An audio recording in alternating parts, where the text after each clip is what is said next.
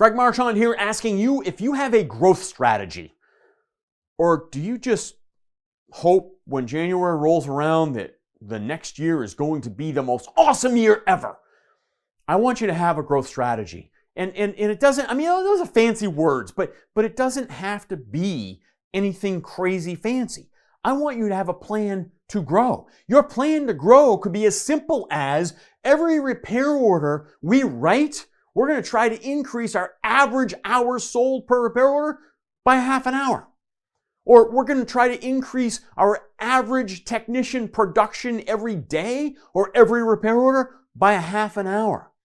You see, if you were to increase hours per repair order by just one half of an hour, you would gain $100,000 a year in labor sales. Roughly, you may gain $150,000 a year, you may gain $80,000 a year, but you're roughly going to increase your labor sales $100,000 a year, which means about $200,000 a year in total revenue. So have a strategy. Again, you don't have to spend a lot of time on it, but think about what's my plan to grow this year, and let's not just leave it to chance.